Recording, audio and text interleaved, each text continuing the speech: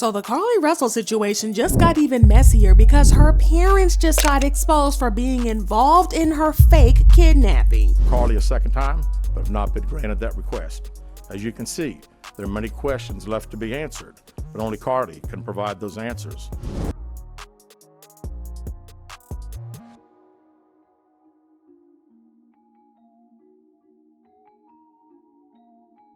Carlee has finally admitted to lying about her kidnapping, and she also kind of spilled the tea on how her parents might have helped her plan the whole thing out. Now, if you thought that this case was bad before, well listen, the drama just got worse.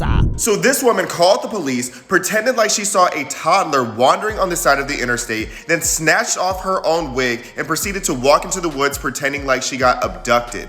I swear every time we think that Carlee Russell case couldn't possibly get any wilder, we find out something new about the case that just makes it even more insane. Now, word on the streets is that her parents might have had something to do with helping her cover up her kidnapping, and this story is about to take a crazy turn. Now, before we get up in this story, I gotta tell y'all that this is all gossip from social media and fans, so you gotta do some more research on your own. I'm just telling y'all what the streets are saying, so you gotta take it with a pinch of salt until you find your own findings, okay?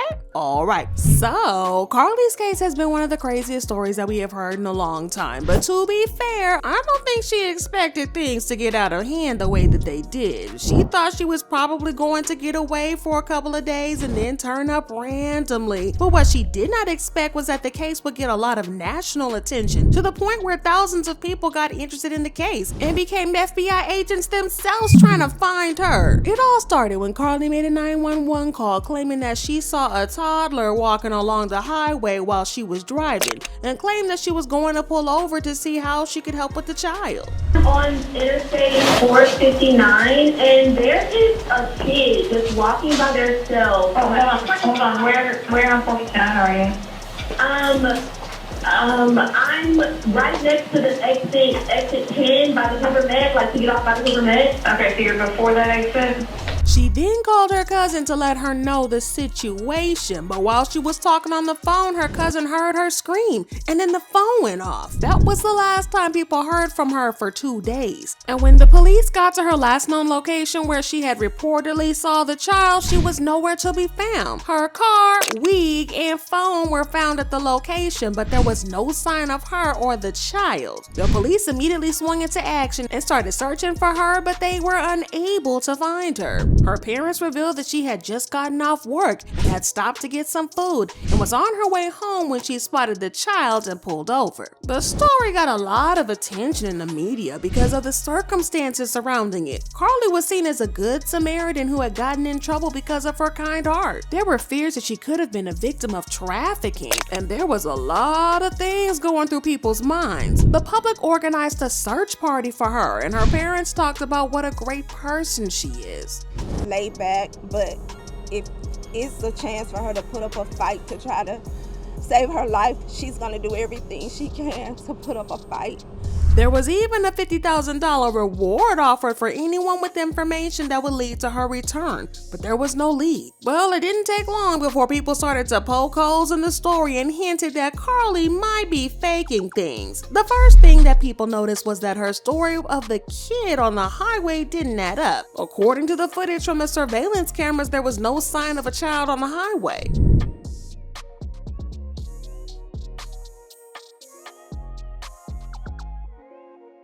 We can see Carlee's car with the hazard lights on, but there's no kid. People also found it suspicious that there were no other calls about the child. It was a very busy highway and there should have been multiple calls if there really was a child roaming about unaccompanied. But people continued to defend her and claim that she was a victim. But she eventually turned up at her parents' house after 2 days, and while most people were happy, others were skeptical about her story. Her parents immediately took her to the hospital to get checked out, and the police were called to take her statement. After they took her statement, they made a press release that kinda showed that they didn't buy her story. Part of the statement said, after leaving the Colonnade, Carlee went to Target on Highway 280 and purchased some snack food type items. These items were not located in the vehicle or with her cell phone and wig at the scene of her disappearance. Judging by the fact that kidnappers were unlikely to steal her snacks, this statement just kinda suggests that the police thought that she was full of BS. But things got even crazier when a blind item was posted on Facebook by an anonymous insider claiming that Carlee made the whole thing up because she had found herself in some deep mess. The post said, she got caught stealing from work that day, failed out of nursing school, and has been on. She had her friend behind her, and that's who picked her up. She was with her friend all weekend. The police knew she was safe because she blocked her ex-boyfriend weeks ago, and she added him back while she was abducted. He called the cops to tell them half a day before she went back home. She planned to disappear, realized that it wasn't going to work. Wow. From then on, Carlee started to get a lot of backlash because people started to believe that she actually was lying. It was just a very messy situation, but for some reason, her parents still insisted that Carlee was a victim and had been kidnapped. They asked people to stop speculating that she was lying and wait for the police to finish their investigation. Anything leading to the case itself, we can't discuss that. Do you believe she was fighting for her life? Oh, she definitely fought for her life. The police held a press conference where they basically exposed her for lying. The biggest and the most suspicious evidence against her was the search history because, listen, Carlee had made some pretty interesting searches in the days and hours leading up to her disappearance. She also made some other searches including stuff like one-way bus tickets out of town. But that's not all, because she also searched for the movie Taken 2, which is a popular movie about abduction. 30 a.m. The term. You have to pay for an Amber Alert was searched. On July 13th at 1:03 a.m., the day of her disappearance, the term. How to take money from a register without being caught. At 12:10 p.m., a search for the movie Taken, a film about abduction, was conducted. There were 2 searches later to Amber Alerts on a computer at Carlee's place of employment, including one regarding the maximum age of an Amber Alert.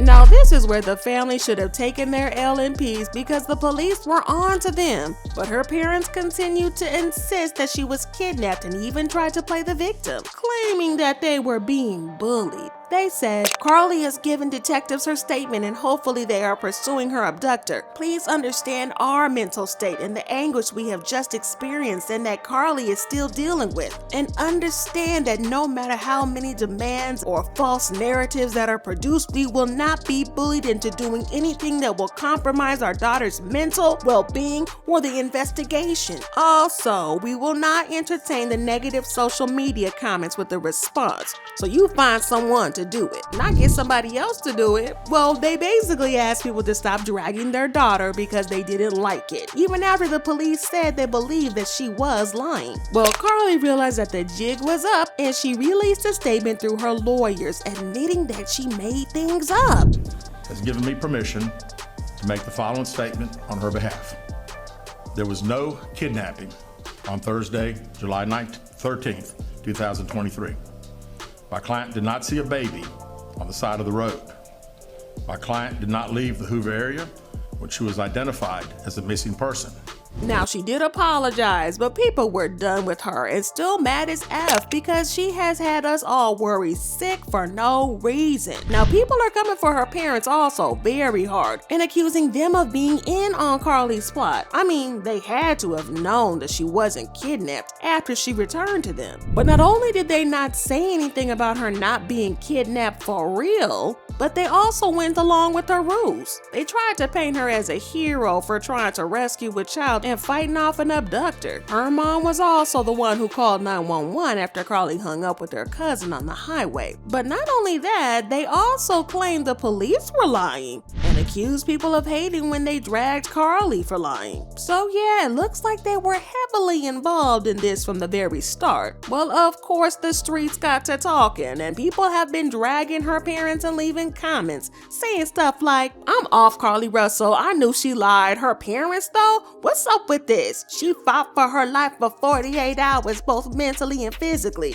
Shaking my head, that whole family cap. Her effing parents should be effing charged too. They legit straight up lie. You know when your own dang kid is lying? And I am concerned that Carlee Russell lied, and I question her parents' role in the debacle. Typically, Black women are ignored when they become kidnapping and trafficking victims. This hoax will cause suspicion and apathy when Black women go missing. What a shame. So listen, do y'all think that Carlee's parents were in on it, or do you think that they were just trying to protect their daughter? Let me know what y'all think in the comments, and then check out this next video.